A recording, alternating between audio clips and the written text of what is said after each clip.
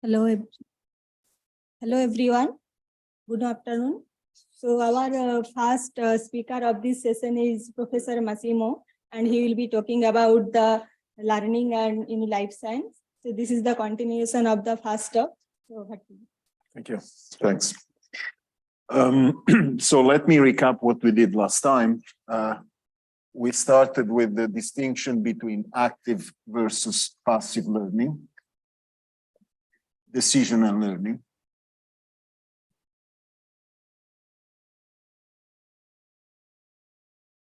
And we are on our way through examples. So we did the first example, which was the high-low game, which is essentially a boundary detection, identification. The poor man, 1D version of this, it's what we did. And we saw that if you go from passive to active learning, in this case, active means that you can interrogate the oracle. It's a supervised problem. You interrogate the oracle on some particular values of the of the data points. You can get the label for particular points that you're particularly interested in. Then you can bring your time from 1 over epsilon, where epsilon is the precision, to log of 1 over epsilon. So it's a substantial advantage. And then we started talking, but we didn't finish, about bandits, the multi-armed case, which is what we'll be doing right now. And then what we'll do today will be a high-low game concentration,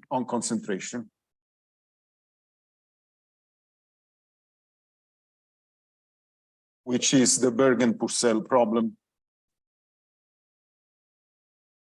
And we'll compare this with Wald SPRT, sequential probability ratio test. And then we'll move, next time, we'll move to reinforcement learning. All this is a motivation and a justification as to why you have to do things actively. And it's convenient to, to go to the trouble of doing active actions rather than just waiting for the data. Any question on what we did last time? I had to leave early. You don't need to repeat everything, of course, but the Purcell-Berg thing is it's coming next. Okay. It's coming. So don't worry. You didn't miss anything on that. We are here. I'll recall what the bandit problem is in a second. Any question? 2 o'clock and 9. It was important to have questions. 2 is essential. Eh? So you did a good job last time. Keep going. Okay. Good. Yes. Very good. Yes. Yeah. Absolutely.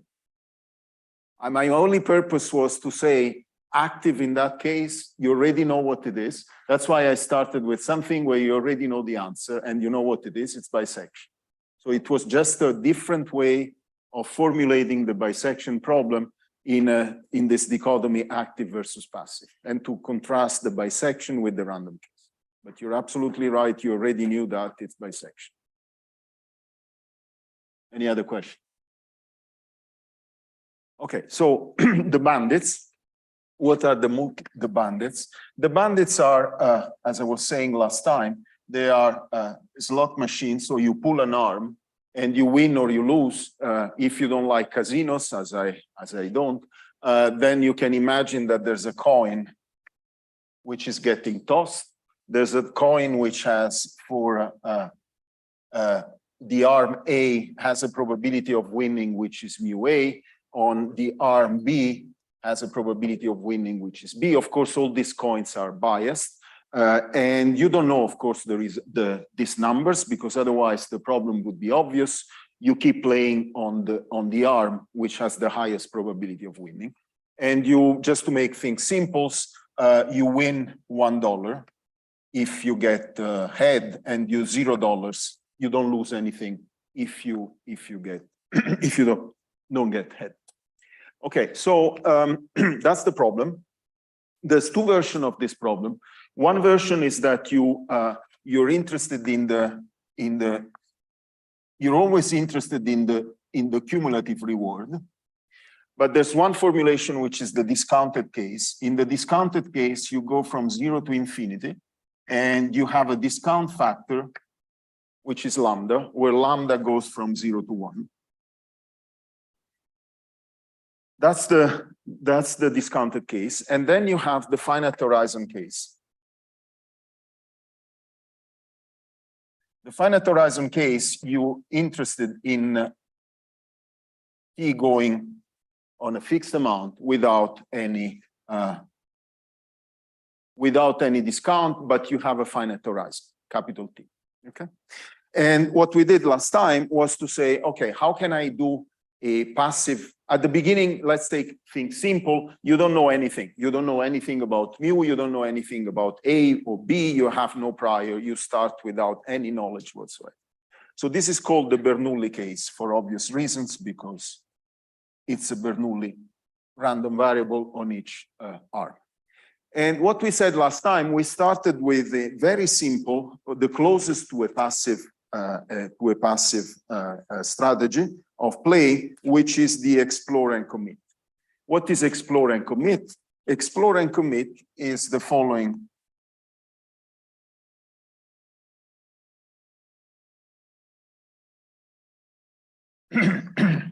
You play for n less than t.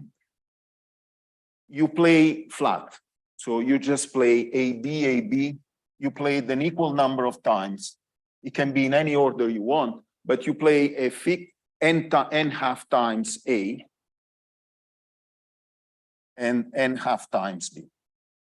Of course, if you have a prior, then you would be playing corresponding to the prior that you have. If for a flat prior is n half and n half. So this is the exploration phase.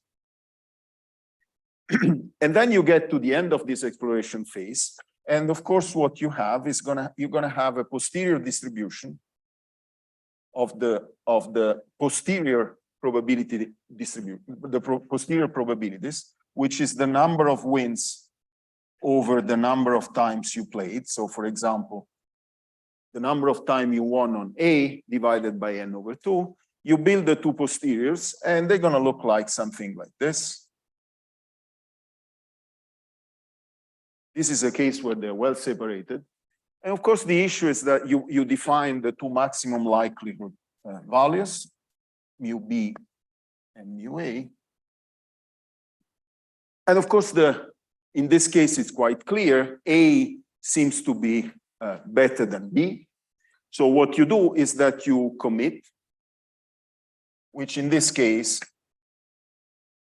you pick the argmax of the mu's, which means you play A for up to T. If mu A is larger than mu B, or B if mu B is larger than mu A. Empirical values. Okay. Now, this makes sense. It's very sensible. Of course, this can go wrong. This can go wrong because by fluctuations, what can happen is that even though mu A is larger than mu B, even if mu B can happen to be larger than mu A just because of fluctuations. Okay. So let's calculate what the regret is going to be. The regret being, oh, I used the, okay, so let's call regret cost, see. What the regret is going to be, so the cost is going to be the average. Excuse me? Yeah. One question here. Sure. So suppose mu B and mu A are close. They're close, yes. But, which is the interesting case. Yeah, mu B is suppose smaller than mu A, yeah. But mu B has a larger variance. So in that case, mu B has a larger variance. You mean mu A and mu B are numbers, okay? This one are numbers. sorry, I mean they're given. I mean the B machine has a larger variance. Correct. In that case, In that case, what is going to happen is going to come next. So just wait for a second. it's absolutely, this is a special case where you played an equal number of times, and that's why I drew the variance. I mean, with my limited skills in drawing, these were supposed to be the same variance, almost. In fact, the number is different because the variance is going to be, so the variance is going to be of this. They're not quite the same. They're going to be mu 1 minus mu over n, right? So, and there's a factor, I don't remember what.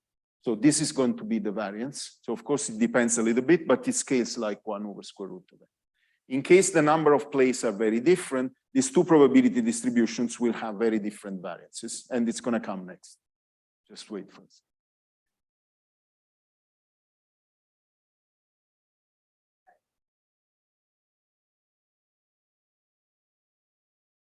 Absolutely, yes. And that's the whole difficulty. If it were fixed, then you would know. So depending on realizations, you could have this one ordered properly, this one switched to the other side. It could be any, it could be any. I mean, you're just playing the game. Yes. Then they will become eventually well separated, but as I will show you momentarily, you should keep playing on the lower one to make sure that the tail of this probability distribution doesn't go too much on the other side. So yes, eventually you'll play less and less, and I'll show you that the number of times that you should be playing as a function of n goes like 1 over n. So that's the content. But you should keep playing always the lower one. There's never a good time to stop playing and say, I commit. Even at large n, you should be playing this with the frequency 1 over n. Okay, so that's the statement that I will try and make. And that's why committing is not a good idea.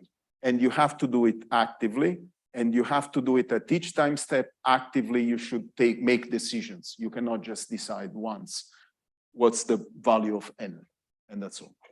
Okay. Any other question?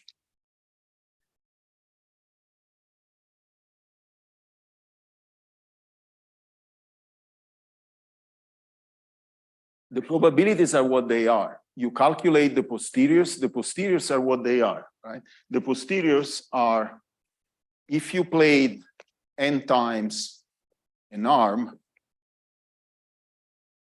and you won WA times, the posterior distribution, let's say of A, because I took this, is going to be mu A WA times divided by a Bernoulli, which I think is this.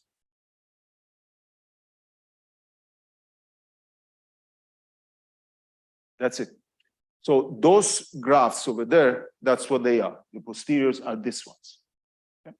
So when I mean active, what I mean active is that at each time step, you construct these probability distributions and you make a decision based on this probability distribution at that time of what to do. While what I'm doing here is that I'm closing my eyes, I decide n, okay? I pick n, I do it once, I wait, I can go take a coffee for n times. The data are coming, they're flowing in, I don't need to do anything. Then I wait for n, I get this, I build it once, I decide whether this center is higher or lower than this, and then I can go again and take another coffee, and things are done. So my only decision is to decide n once, and then to calculate the posterior once, and to decide which one is better than the two. So you see, this is a minimal interaction with the data, and what I'm telling you that in order to be optimal, you should be doing this construction and the decision at each and every time step. Okay? So in that sense, it's passive versus active. And reinforcement learning does exactly this. At each time step, you make a decision. And of course, it's more time consuming. Of course, you can make more mistakes because you decide more times, but I want to motivate you as to why you should be doing this. Okay. Say it again. The width goes like 1 over square root of n. It's the central limit here. Yes. I'm saying N is the number of times you played. Yeah, so this is. Yeah. So I'm doing it right now. It will be log of t, but there's a constant which will be the whole issue. Any other question? Okay. So let's calculate the regret. The regret is what I would get. I could have got if I knew the result is which arm is better, then I would always play that one. And let's suppose for that mu A is larger than mu B. I mean, you can do the other case, of course, the same way. So in this case, you get this for the exploratory phase. And then you get T minus N, mu A minus mu B. Now, if the order is this one, then I don't make any mistake because I keep playing A forever, for up to T. But there's a chance that this goes to the other side. And therefore, the probability here, the cost, the regret, is going to be the probability that mu B is larger than mu A because of fluctuations. Okay. So I combine these two, and I can just say that the regret divided, you see that mu A over mu B appears everywhere.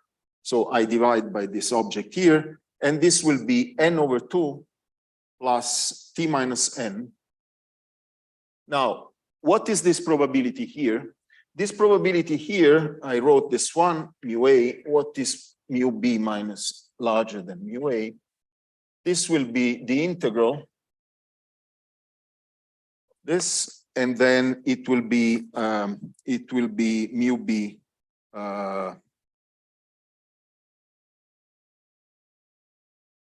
conditional to mu A, d mu A. Okay, so now we need, if we want, C is the regret. Okay, so the regret is the following. That's the pessimistic side of the problem. Rather than calculating how much you made, you calculate how much you would have made if you knew the answer. That is, you always play A, and you make the difference between what you would have get and what you expect to get without knowing that.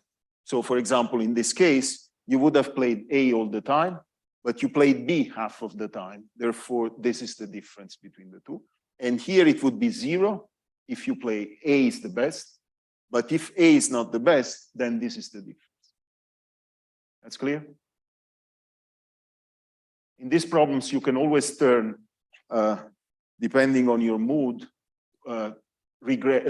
positive into negative, and then you maximize or you minimize, you change sign, or you subtract constants as well. Okay, so we need to know this object here. Okay, and here it's large deviations.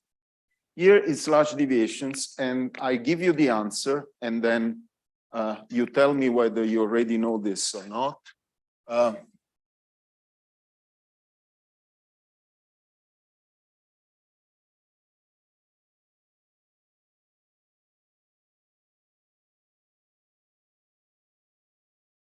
So the probability that, suppose you have a Bernoulli process, that gets, that is generated, okay? So imagine you have a Bernoulli process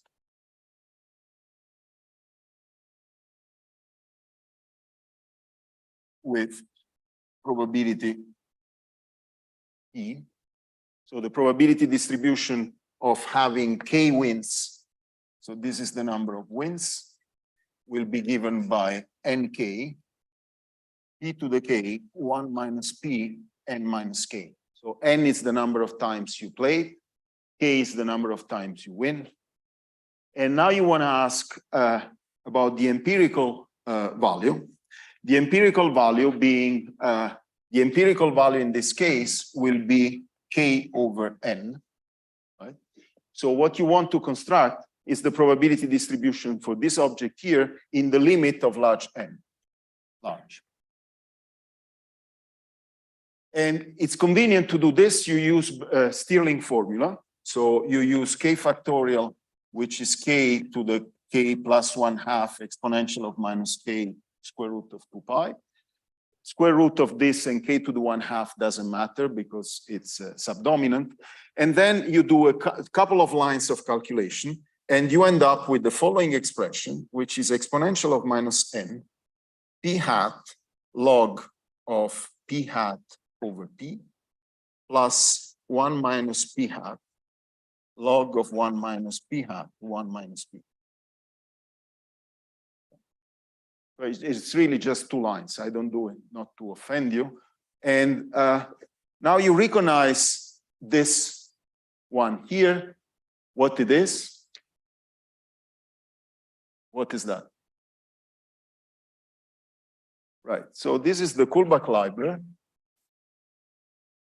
divergence between the empirical value and the real value for a Bernoulli distribution. And this is a general result. This is a general result. You can always calculate the large deviations. So how do you relate this to what you already know and you're very familiar? What's the law of large numbers? The law of large numbers, if you plot this function here, you would see that D versus P hat, and this is P, would do something like this, where this is 1 and this is 0. So the Kullback-Leibler divergence is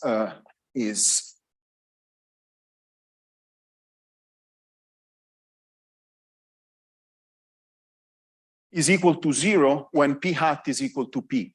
So this is the law of large numbers because the peak of the probability distribution will be centered at P.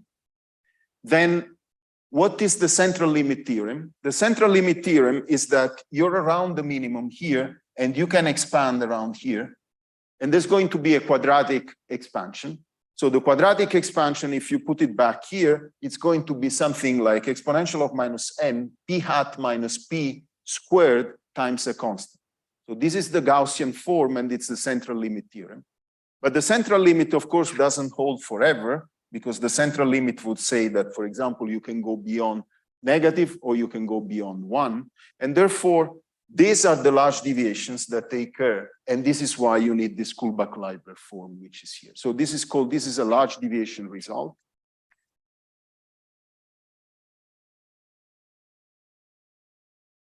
And this whole field was invented by a Swedish mathematician, Kramir, who was working for insurance companies, which of course were very interested in knowing what is the probability of extreme events. They had to estimate this probability. And if you use a Gaussian for this kind of things, you can get quite wrong, even though the central limit theorem is right, but the extreme events are badly estimated.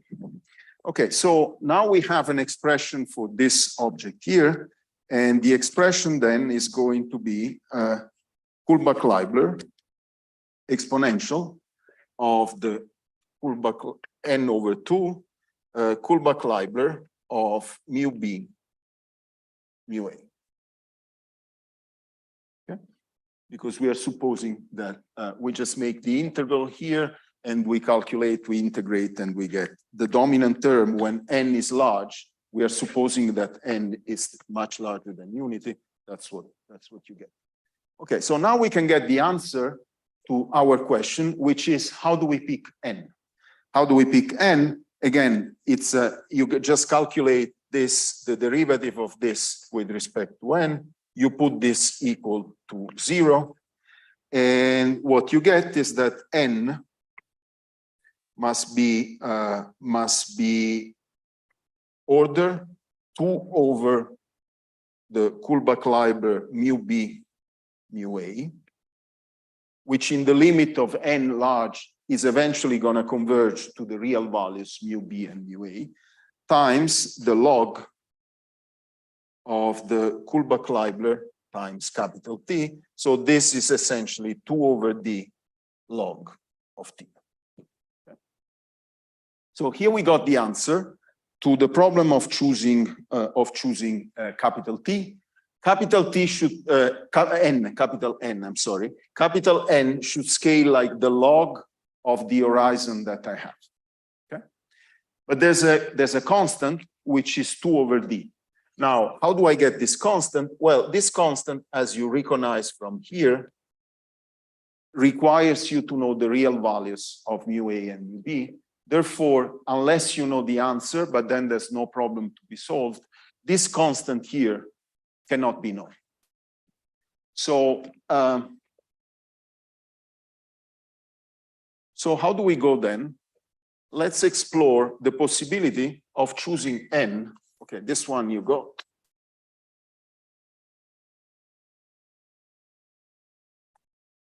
So we choose N like alpha log T. Alpha we don't know, but we know that the scaling should be log T. And let's see what do we get, okay? So what we get is that the cost over mu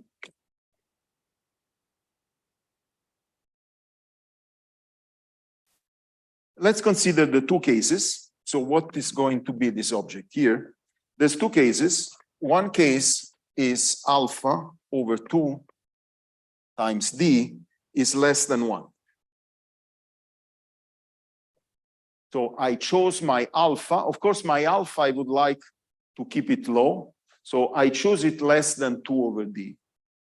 How much is going to be this object here? Let me call it like C, another letter. So how much do I get in this case? You can insert this expression here into the expression over there, and you get that calligraphic C is proportional to T to the 1 minus alpha over 2 times D, mu B, mu A. Right? So what do I get? I get, in this case, there's a power law cost, there's a power law regret. And the reason is quite clear. The reason is quite clear. What I'm doing is that I'm picking my alpha less than the optimal value. So the optimal value over there is 2 over capital D. And I'm trying to cheat. I'm trying to overplay the system. So I'm playing less than what I should be playing. It's log, but with a constant which is too small. So in this case, what happens is that there's a finite probability, even in the limit when N and T are going to infinity, because I'm underplaying the arm, I'm trying to be a little bit too greedy and to exploit too much. What is going to happen is that it remains a finite probability that I switch arm, I misinterpret the two arms, and therefore I end up playing the arm which is not the optimal one. So in this case, because I don't explore enough, I end up playing the wrong arm asymptotically. Okay? This is to answer your question before. Now, if alpha over 2D is larger than 1, then in this case I get a good scaling, because I get alpha over 2 log T. So in this case I get the log T, but the constant alpha over 2 is less than the 1 over D that I will get optimal. Okay? So the fact that this is an optimal over D should probably be alpha, not alpha over 2. Well, anyway, there might be a factor 2 missing on this side. This limit here, that the cost is logarithmic. So the optimal value is that the cost should, the cost, where's the cost? The cost is, where is my robots?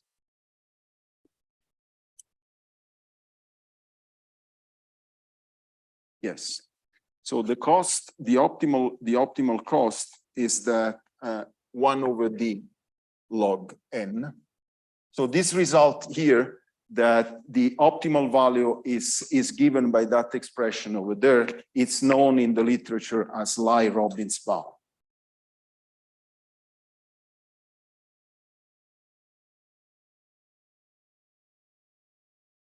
Okay, so you can judge whether a strategy is optimal or not, comparing to the bound that you get over there.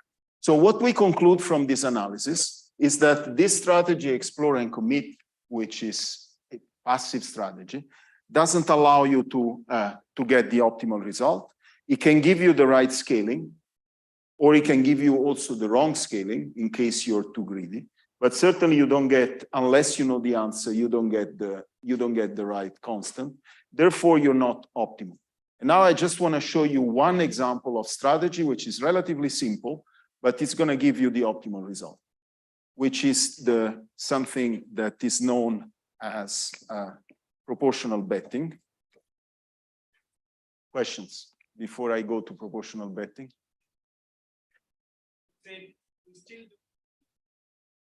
We still don't know D. Yes, you don't know D. If you knew D, you would know the answer.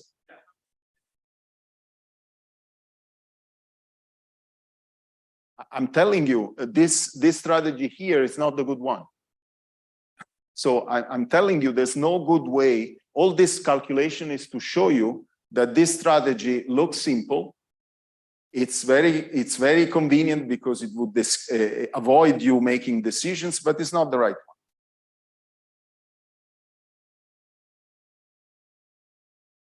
Yes. Yeah. Yes. Correct. Yeah, that I've taken when I took this symbol here is that I've made the few approximations. And the few approximation is that I neglected n with respect. I said that n is much smaller than t. So here, this symbol here, it's hiding a little bit of approximations that I've been doing, including the one you just mentioned, which is n is much smaller than t. If the distance gets close to the two get close, then n becomes order t, and I cannot do that.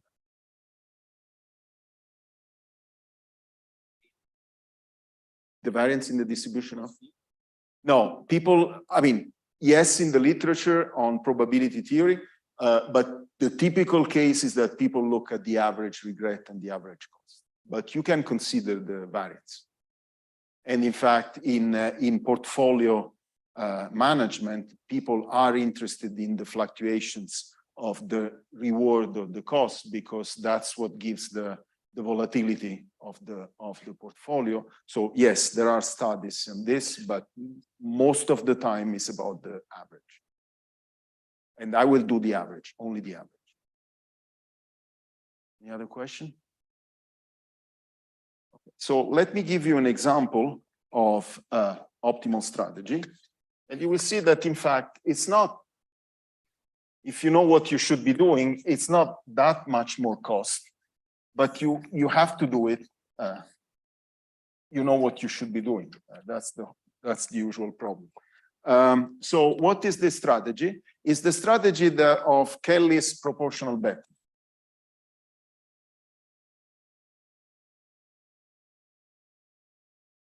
Which is also known in the literature of computer science. It's also known as proportional Thompson sampling. So you remember right after, those of you who've done information theory, that right after Shannon, Kelly was also working at the AT&T, and he devised this horse race where you get that you should be playing on the horses proportionally to the probability of their win. Now, how do you apply this here? Kelly's proportional betting for the bandits tells you that you should be playing arm A or B proportionally to their probability of being the best.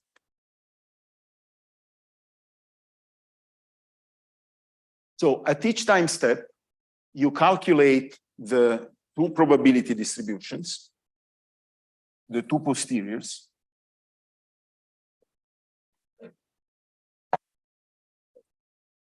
You have these two posteriors here. And out of these two probability distributions, you calculate, as we did before, the probability that that mu A is larger than mu B, or vice versa. So these are two probabilities. Let's call them QA and QB. And of course, QB is 1 minus QA. So you can just calculate them from the formulas that you have over there. And the prescription of Kelly's proportional betting is that the probability of playing arm A or B will be proportional to QA over QB. So after a certain number of plays, let's show why this is optimal. What is going to happen is that N of B over N of A will be proportional to the QB over QA. This, in fact, means the rate at which these ratios are changing will be proportional to this. And how much is going to be these two numbers here? Well, self-consistently, if, as you said, as you noticed before, these two guys here will get separated.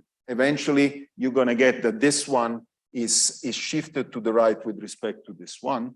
And so I'll end up playing a much larger number of times on A than on B. So the two probability distributions will look like this, and this one will look like this. Here, well, it's very distorted, so I'm really drawing very badly. Okay, and this one, it's going to look like this. Here. Okay. Well, the peak should be much higher. So this is B, and this will be A.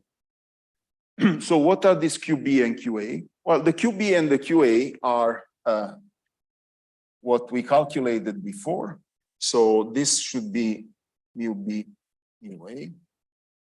And QA, since this number here is much smaller than unity, QA will be 1 minus a small number, so this is roughly 1. This is a small correction. So this is saying exactly what you were saying before. If I played a high number of times, then my situation here will be that I have a very narrow peak here, which is shifted to the right. Another one which has the peak, which is lower, but has the tail, which is more extended, and it's going to invade, in fact, on this side here with the exponential tail. So out of this, now I can immediately read what the number of times I play is going to be, because I balance this with this, and NB is much smaller than NA, which is roughly equal to the total number of times. So the total number of times, do you allow me to indicate N? It was N before, so maybe let me call it this M, the total number of times you've played. So this will balance with the log of M. And therefore what I get is that NB should go like 1 over D log of M. And this saturates the Lie-Robbins bound.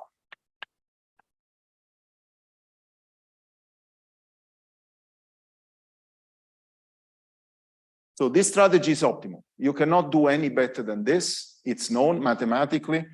You have to play the arm which is less good a number of times that cannot be less than 1 over D log of capital M, because otherwise you run into the trouble that we've seen before, that you don't identify asymptotically the right arm. And this gives the answer to what you were saying before, because NB grows logarithmically, and therefore you have to play with the frequency which goes like 1 over M. You take the derivative of this, and it's going to be 1 over. Okay. The important point for us is that this is an active strategy. At each time step, you make your decision, you calculate the posterior, you make your decisions, and you keep doing this. And that's provably optimal, while a conservative passive strategy it's clearly not optimal as I've shown you before. Okay. Questions? Yes. Yeah.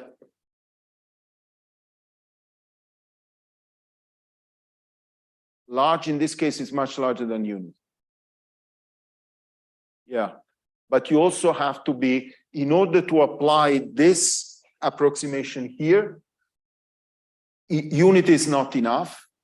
You should be much larger than 1 over D, the Kullback-Leibler thing, because in that case, it's when these two probability distributions will get well separated.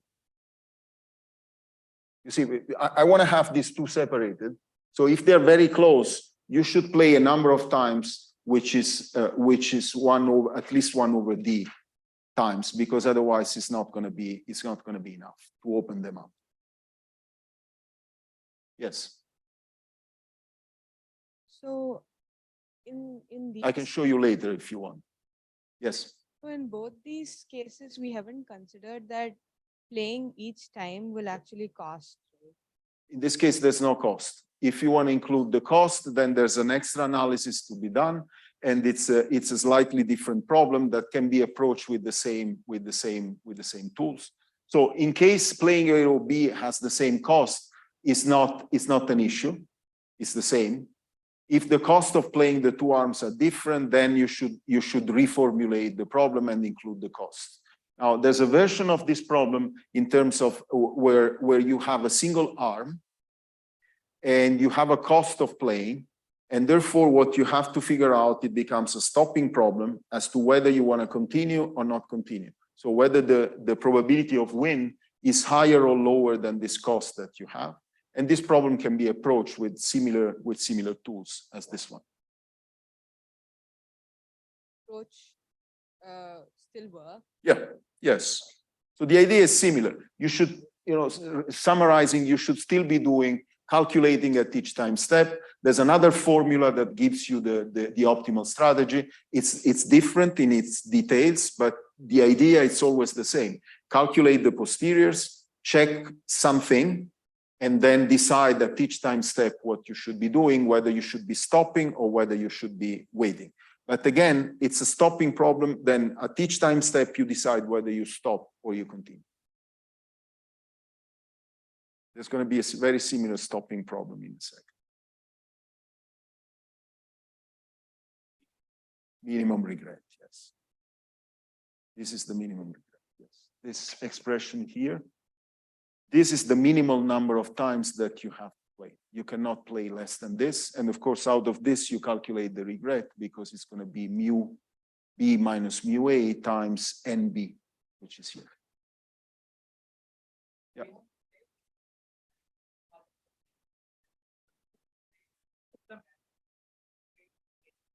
You play in any order. Well, the order matters because if you play, the order is going to come out of this strategy here. Before, you could play any way you wanted because you were playing n times. But in here, the order in which you play is going to matter. Each time step, you're going to decide differently based on the previous history because you're going to have a number of times that you played A or B, which is different.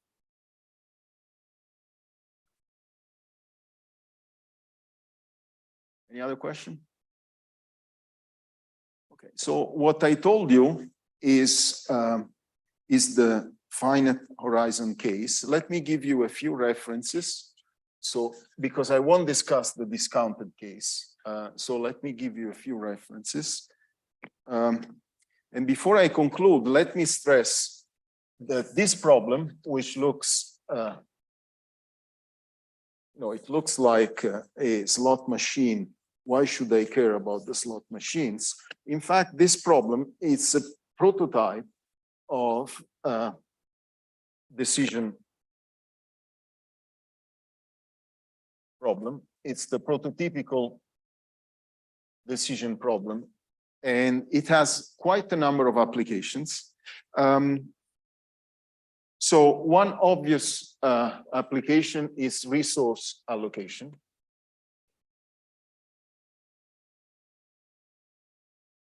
So you have a finite amount of resources, and you want to know how you should be sharing these resources, how you should be allocating these resources, a portfolio, resources in general. That's a problem that you have. Another application is animal foraging. Animal foraging, in particular, there's a book by Stephens and Krebs called Foraging Theory. And there's also experiments, in fact.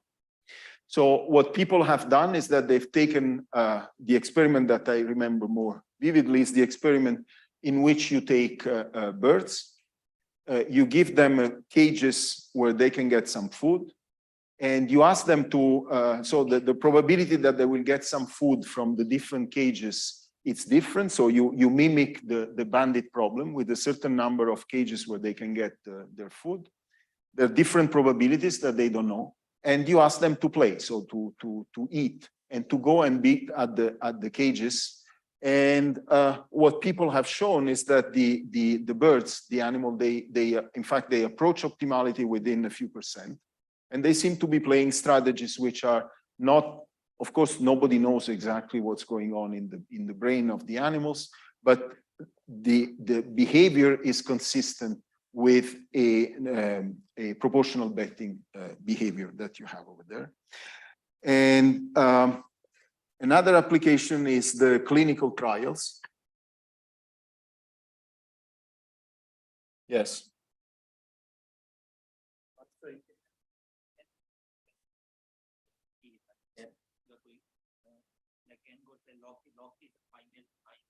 Yes. Yeah.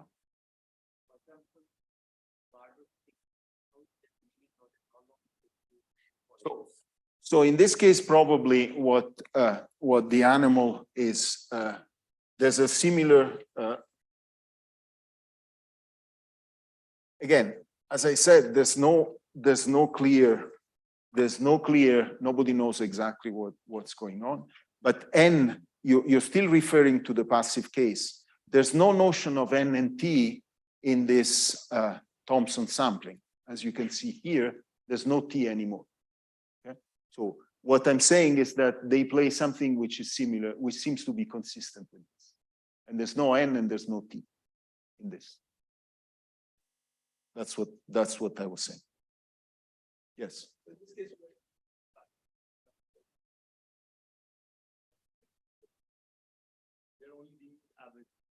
Yes. But in animal behavior, I mean, it might be sensitive. Like, why are they only sensitive to just average? No, nobody guarantees this. You know, they do the experiment. What I'm telling you is the following: people have done experiments. They've constructed this situation, and they've measured the number of times that they went to this cage, this case, and this cage, and they found that the behavior is consistent with that bound which is over there. Okay, it approaches within percent. What is that? What exactly is going on in the brain of the animals? What they're computing? What's their strategy? Is not known. It's open. Yes. If I made the distribution of.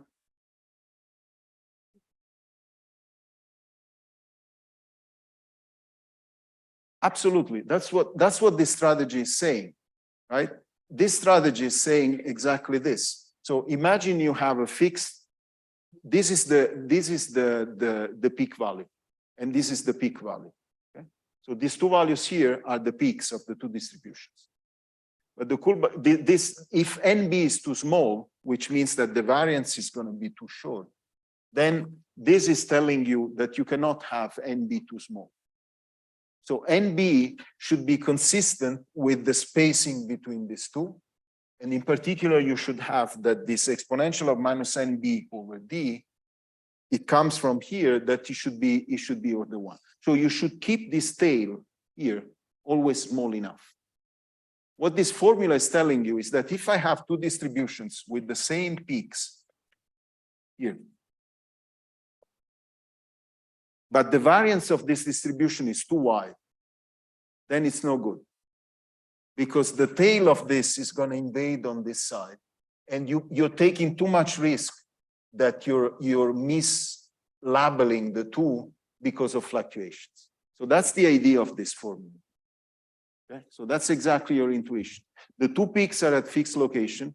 Keep the variance of this small enough so that the tail, the large deviation tail, remains order small in order to keep the risk of misinterpreting low. That's the idea. So it's a play between the mean and the variance should be kept small with the n times you play. That's exactly the idea. So the case we have seen there, we have two population there, right? Two distribution. Yes. If we in these decision problems, what you have shown example, there may have more than two, right? Yes. So how to extend that? I'm wondering. Right. So the way you extend this is that you have QA, QB, QC, QD, QA, you go up to the number of things you have. And then you do the same thing. So you calculate all this probability to be the maximum. And you pick the one, you pick the probabilities of playing proportionally to the values of to be the best.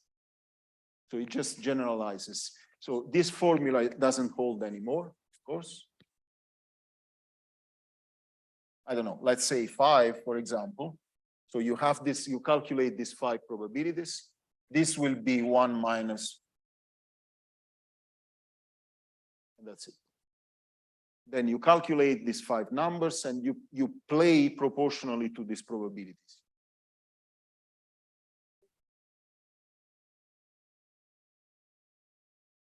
Sure, absolutely. Yes, absolutely.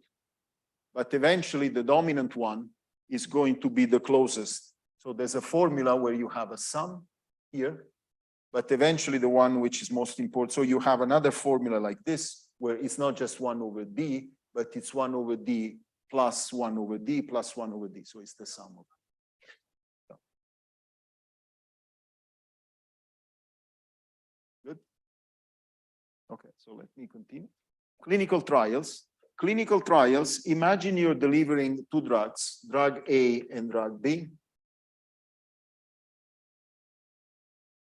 Usually what you do is that you deliver them for a fixed amount of time, and then you check at the end over a sample of patients whether this one was more efficient or this one was more efficient, or you can even replace the other one with the placebo. Okay? And you deliver this for a fixed amount of time. Now, what this example here is telling you is that, in fact, it would make sense to play a little bit more continuously as it's been done here. Of course, there are other considerations that the hospital maybe don't want to do this for other reasons, but from the ethical point of view and from the efficiency point of view, it would make sense to stop delivering the drug A, for example, if you realize that the drug A is less efficient than the placebo, the drug B, it would make sense to stop the delivering this drug, because you're going to harm the patient. So this kind of reasoning, in fact, were the motivation for this kind of things to be studied. And as I said, I told you about the fixed horizon case, but there's, you can read, there's a number of other references where you can read the discounted case, which I haven't treated, which Gittins et al., which is the multi-arm bandit. It's a book.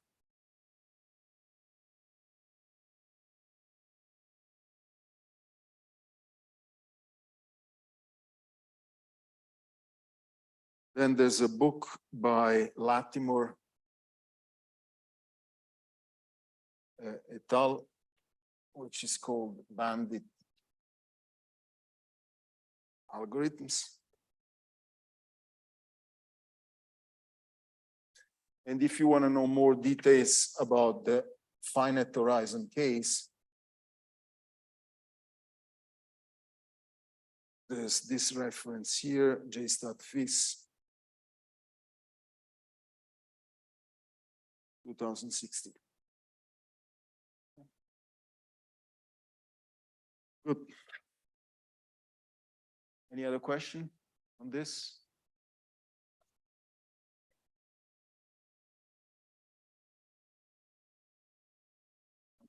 Okay, so let's move. So we're here. Now we move to the next example, which is the high-low game on concentration and the Bergen-Purcell.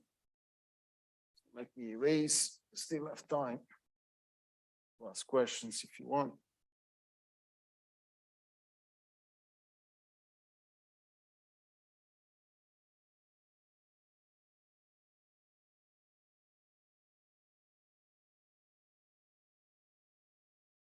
No, please. Start on this side. So,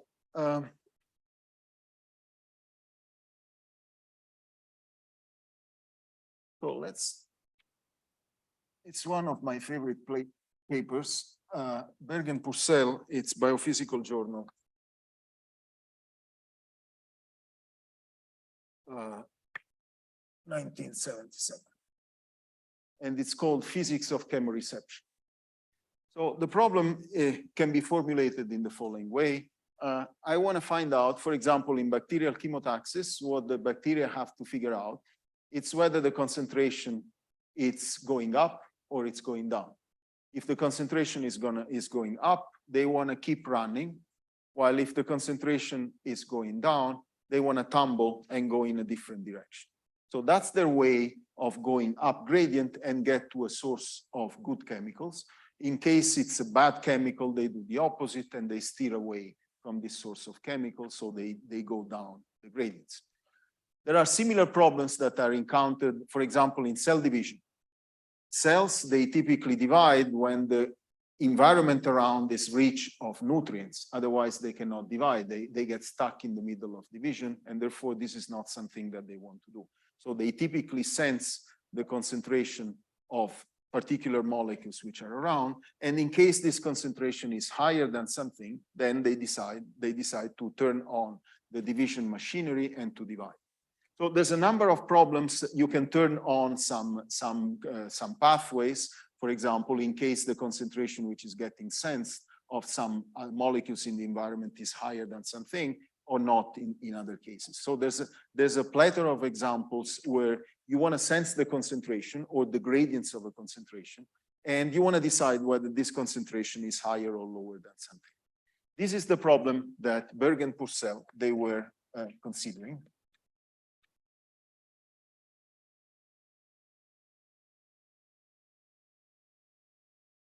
Let's see how they approach the problem.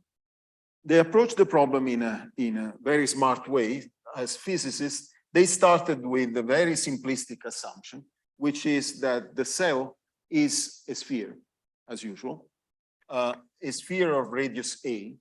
And the other thing that they assumed, which seems completely crazy, but in fact turns out to be an extremely good assumption, is that it's an absorbing sphere.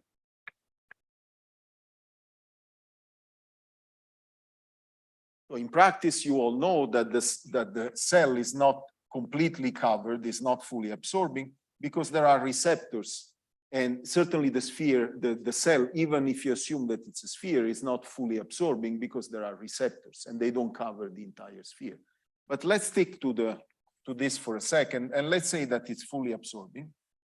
So how much now it's going to be I have a molecule which is around here, which is a concentration C of R. And the concentration at infinity is equal to C bar. Okay.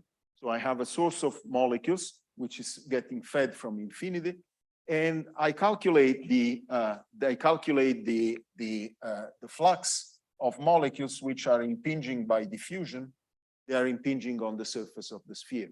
If I want to measure the concentration, I'm going to monitor how many molecules are hitting my surface and are getting absorbed. And this way I get an estimate of how much is the concentration. So let's do this calculation. And so in general, the concentration dT of C is going to be a law like this, the law of diffusion. And in case it's stationary like this, I can solve the problem and calculate Laplacian of C equal to 0, C of R. And the solution of this in 3 dimensions is going to be given by alpha plus beta R. And at the surface, it must be 0. So at C for R equal A, this must be 0. C for R going to infinity must be C bar. So you plug it in and you get that this is given by this. So now you calculate the flux.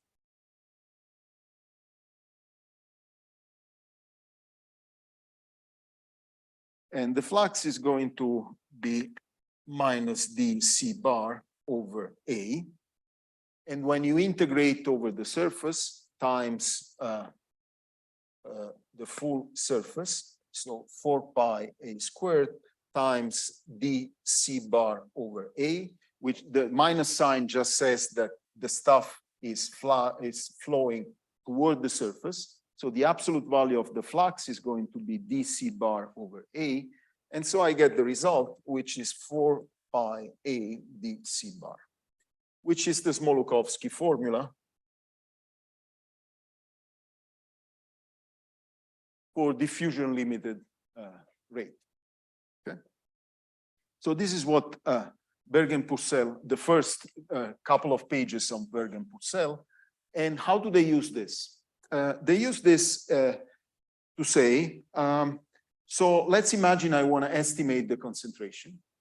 This is a flux of molecules. And of course, it knows about the concentration C bar because the flux is proportional to that. So now I accumulate these concentrations for a fixed amount of time, capital T. So this will give me the number of molecules that hit my surface in capital T time. And this will be given by 4 pi A dC bar capital T. Now, this is the mean. This is the expected number of molecules. What will be the standard deviation? The variance in a Poisson, it's a Poisson process because they hit the surface independently of each other. The variance in a Poisson process is equal to the mean. Therefore, the standard deviation, the signal to noise ratio, so let's call this N of T, the number of molecules that have hit my surface in a fixed amount capital T, the signal to noise ratio will be proportional to square root of NT, and this will be 4 pi A dC bar T. So now if I want to bring the signal to noise ratio below a certain amount epsilon,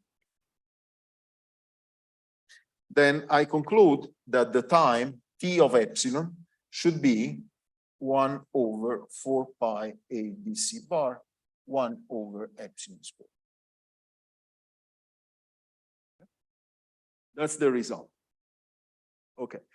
So if it were just that, the paper would not be as beautiful as I told you. This is just the first 4 pages. Then there's the analysis that they do, which is really remarkable, is to consider the problem that I mentioned before, which is that the surface of the sphere is not fully covered by resectors. And in that one, they prove a remarkable result, which is the following, which is that, can I erase this?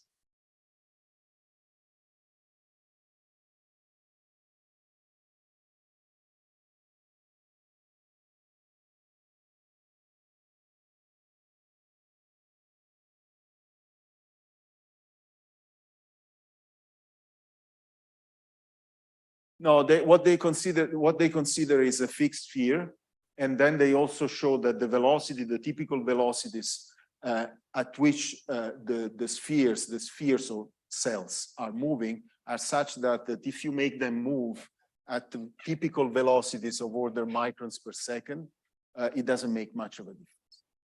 So that's also part of their paper. They consider the case where this is moving with velocity v, and it's dominated by diffusion for the velocity and the diffusivities of typical molecules and typical bacteria. And the eukaryotic cells are even slower. Therefore, typically, this velocity doesn't matter. Any other question? But it's in their paper. It's really beautiful. It's a fantastic paper. So what they show is the following, is that consider the sphere. So consider that the sphere now is not fully absorbing, but it's covered by receptors. So you can treat these receptors as patches of size S. S, they are typically in the order of 10 angstrom, which is the typical size of receptors for the typical size for at least for E. coli.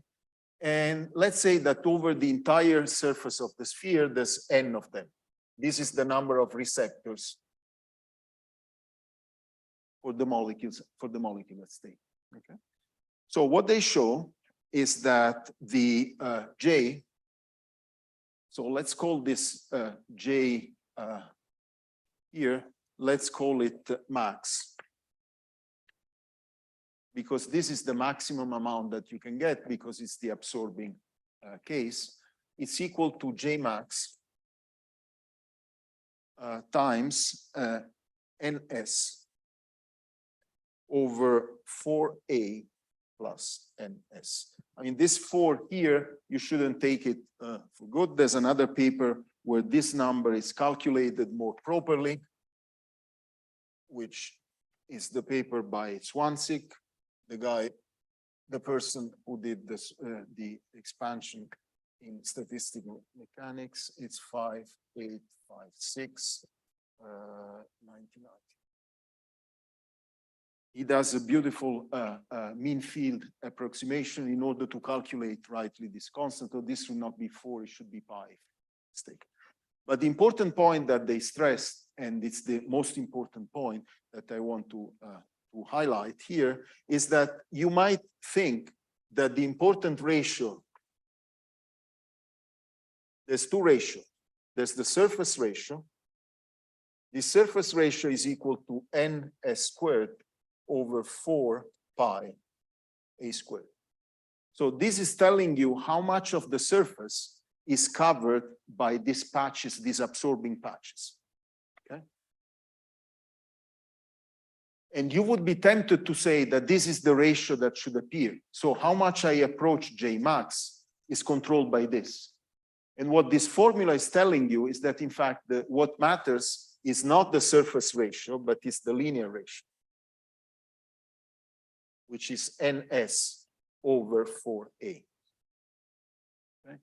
And the reason why this happens, I don't have time to go through this, but the reason why this happens is that once a molecule bounces on the surface of the sphere, then it's going to bounce again and bounce again and bounce again and bounce again and bounce many, many times just because of the process of random diffusion. Because once you're close, there's an equal probability that you go up or you go down. And in order, when you're close to the surface and you got close to the surface one, in order to go far away from the surface, you need to make a substantial number of steps, all in the same direction, which is away from the sphere.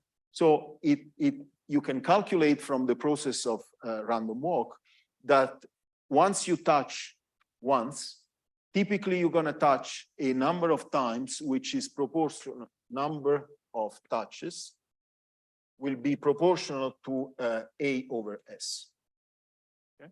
And this compensates this factor here and brings the problem to this ratio here. So this is important because the surface coverage of E. coli, in their case, there's N is of the order of 10 to the 3, A is of the order of 1 micron, S is of the order of 10 angstrom.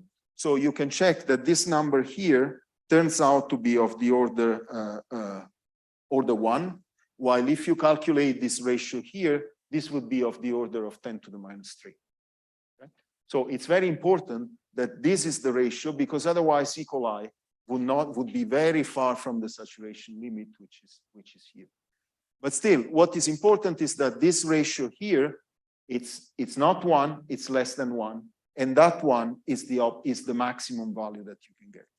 There's another issue which has been analyzed in a series of papers. So this is about the limitations of the finite number of receptors. There's another limitation. Questions before I tell you something else? Yes. So I think they did this using the mapping on electrostatics. Absolutely. Yes. So can we learn deep things?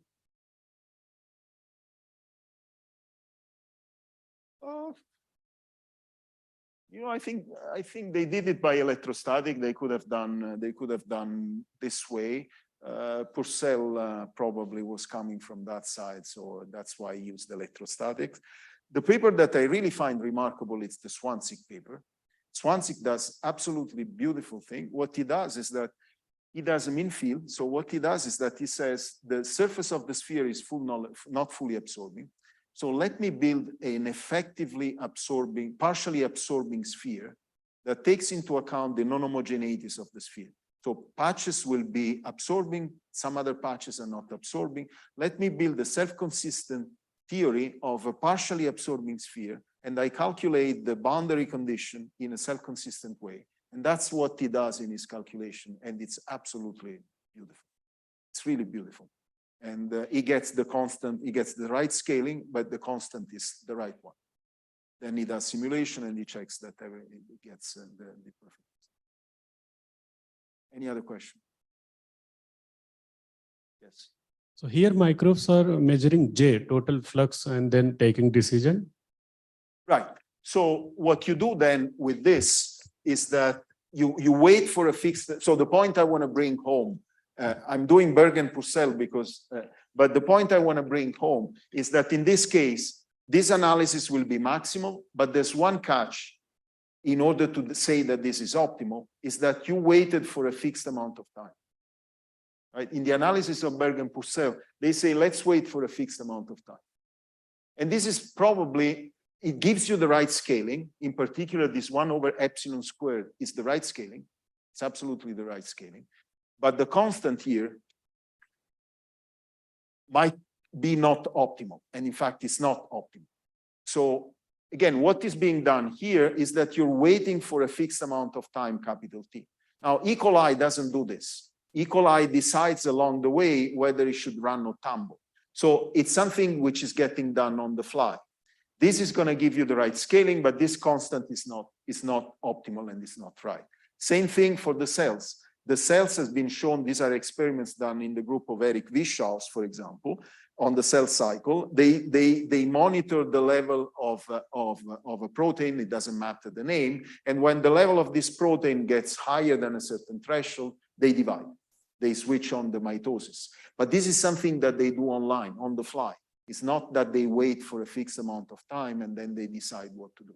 So biologically, and even from the point of view of what I told you so far, it makes more sense to consider strategies of decisions that are on the fly and monitor continuously the concentration.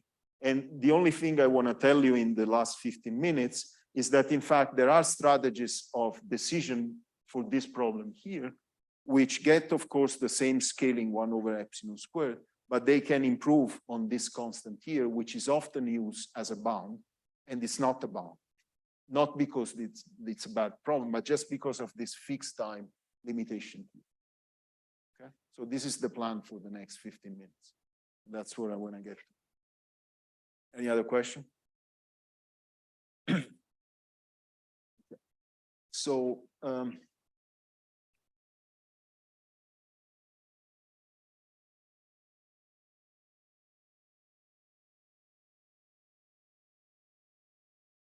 the other limitation which has been considered and which limits and doesn't allow to get to this maximal value is the fact that the receptors, even if you assume, like you've done here, those patches that I was drawing on the sphere, I was saying they're fully absorbing. In fact, the receptors are not fully absorbing.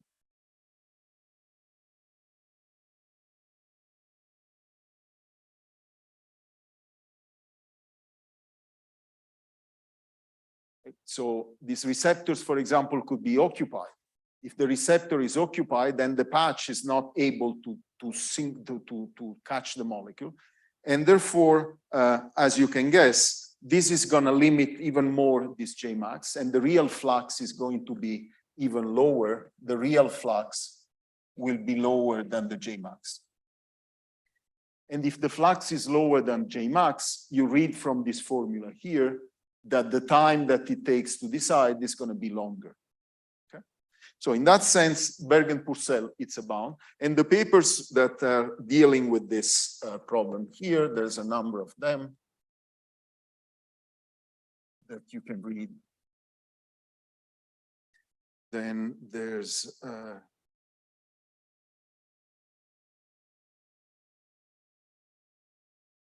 this is Biophysical Journal 2014, and then there's Aquino et al. J-Stat-Fis 2016. So you can read in this these papers here. So this is taken, this number here is taken as a bound.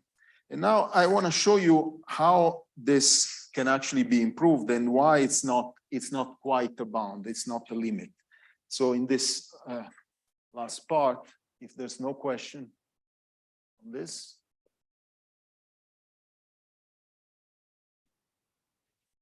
Yes, yes. Yeah, but with a little bit of delay. So you have to calculate the flux will be limited, will be corrected by the fraction of time that the receptor is empty.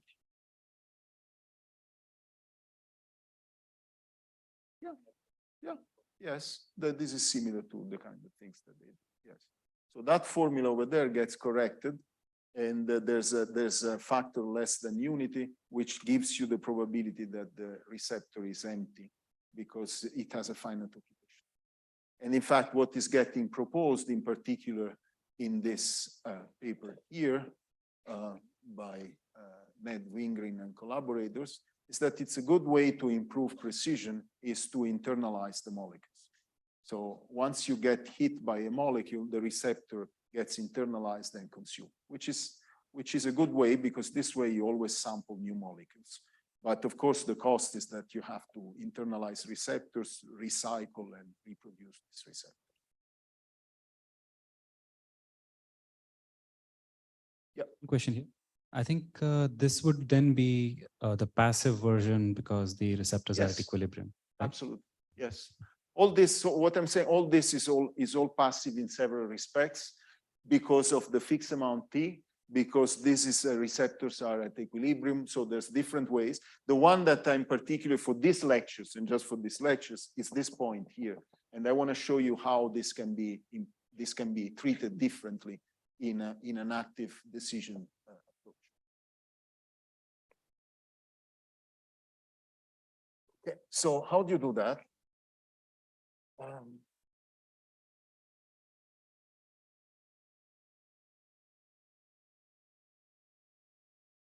So in reality, what you have, let's tackle the problem from the other way. So let's consider a single receptors. So what the profile of the receptor is going to look like is going to look something like this.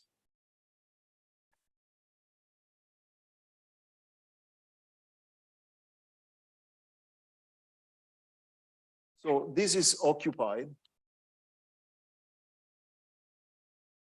And these are going to be empty phases, right? So the receptor is going to be, there's going to be a bunch of them, but each one of them is going to be a telegraph noise signal where it's empty or occupied, empty or occupied, empty or occupied. So now we are taking the problem from the other side. We're taking the problem from the single receptor and going to multiple receptors. There will be times, so this will be S1, this will be T1, this will be S2, this will be T2.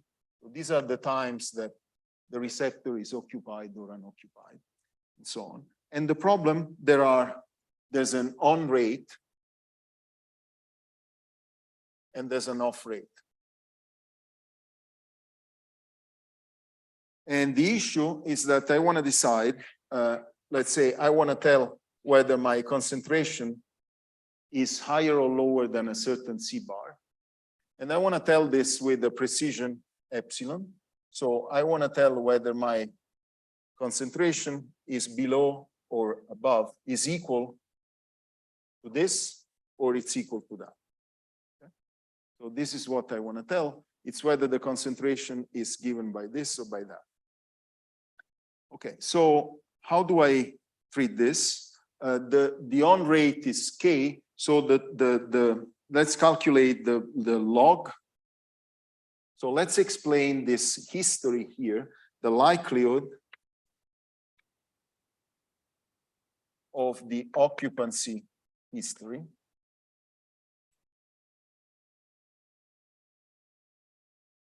Which is all this S1, P1, S2, P2, and so on.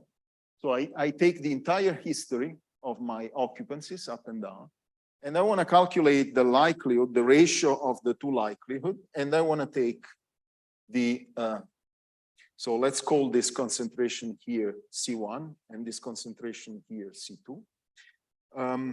So this will be C1.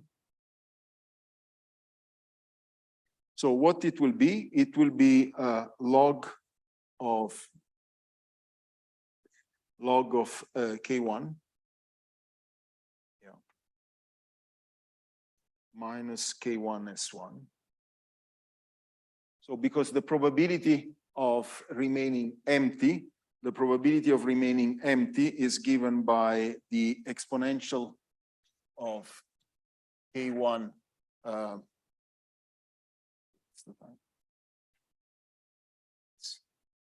K1 S1, and then there will be a probability of getting hit, which is K1. So this is the probability that I get this, and then the occupied is going to be given by the exponential of mu T1. So I keep doing this, and the difference between these two cases, which I want to distinguish, is just on the on rate. Therefore, the off rate, all these events will not contribute to the difference to the log likelihood. So I write all this terms, log K2 minus K2 S2, and so on. And by the end of all this, I regroup all the terms. And what I get from this is the log of C1 over C2 by the number of up jumps at time that I've got, minus the integral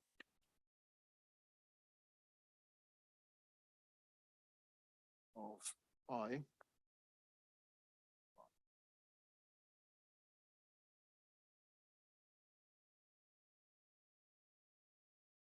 say it again. Yes, that was the cumulative, this new. Yes, yeah, I wrote the, yes, I wrote the distribution of both. So this is the number of up jumps. And you see that this is coming from this log here. Whenever I have this log here, there's a K times the on rate is going to be K times the concentration. So I get the factor C1 over C2. And the number of times that this happens is the number of up jumps. So these are the up jumps. And by time t, I have a certain number J plus, which I can count. And this one is the fraction of time that this N of S is the occupancy. So N at time S is 1 if occupied at time S,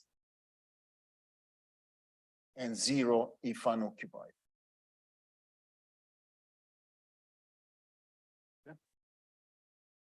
Good. So now if I want to distinguish between these two possibilities, what you would do in an approach like that is that you wait for a fixed amount, capital T. You calculate this probability, log probability ratio here, and then you choose one or the other, depending on whether this ratio is larger than something or it's smaller than something. That's the Neyman-Pearson. It can be proved that this is the optimal thing to do if you have a batch, a fixed amount of data with a fixed amount, capital T, for a fixed time, capital T. What I want to tell you, and I will not prove it, but I'll tell you, is that there's another way of doing this, which is the so-called Walls sequential probability ratio test.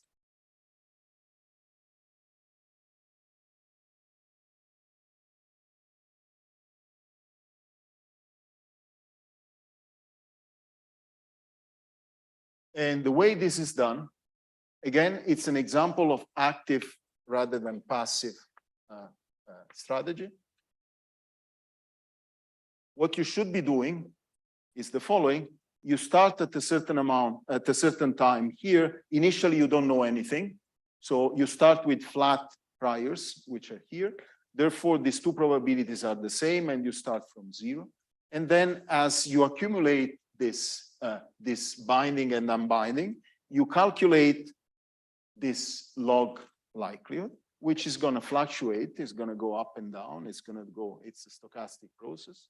Eventually, it's going to get to a high value, high enough that you have evidence that P1 is much larger than P2. And then at this point, you decide. Okay? If the probability ratio is too small, then you continue. Okay? That's why it's called sequential probability ratio test. And I can give you the formulas, but there's no time, so I can give you in private the formula for the two boundaries that you have to choose here, which are functions of the epsilon, which is over there. But the point is that if you use this sequential probability ratio test, you get the same scaling 1 over epsilon squared, but you can show that the constant, which over there is given, can be beaten by factors that can reach even 1 order of magnitude. Okay? So the scaling is right, but the constant can be improved by doing this process actively. Now, the question which, of course, this opens up is that in that case, it's relatively simple to imagine that you just gather the molecule passively for a certain time. In this case, how do you calculate this log likelihood ratio, which seems to be quite complicated to calculate? And in fact, there's papers, particularly there's two papers that I can refer to, which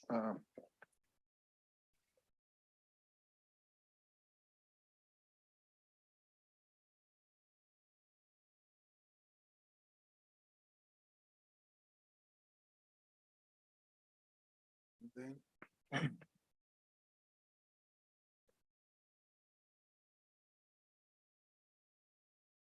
2020,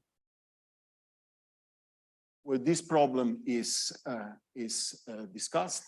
And it is shown that, in fact, this log likelihood, of course, if you want to calculate it exactly, it's complicated, but it can be approximated quite efficiently by biochemical loops and biochemical tools within a few percent. And therefore, it's perfectly feasible to approximate this log likelihood at each time step. And therefore, this SPRT can be implemented in a biochemical way within the cells and within even the embryos. And so that's another example how the active decision and active learning is improving over the passive case. And with this, I'm done with the active versus passive. And next time, what I want to do is that I want to start immediately on the active case and tell you how all these ideas are condensed into reinforcement learning, and in particular to connect, I'll give you the presentation of reinforcement learning, but to connect to these two problems can be formulated as reinforcement learning problems, and can be shown that all this I've told you can be shown with the formalism of reinforcement learning that I will tell you next time. Okay? Yep. So this process here, if the two hypotheses, if epsilon is small enough, so the best way of presenting this is like this. So if epsilon is much smaller than unity, then this process becomes a biased random walk. It's biased because if the hypothesis, let's suppose that the real concentration is this one, then there's a higher probability for the P1 with respect to P2. So there will be a diffusion, but there's going to be a little bit of a drift in favor of this hypothesis here. Therefore, you can calculate the velocity, the bias of this, and it will be given by a Kullback-Leibler of the two distributions, one with respect to two.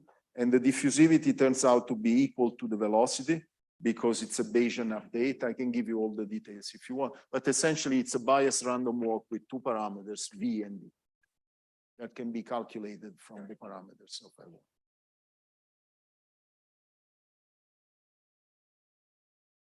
Questions?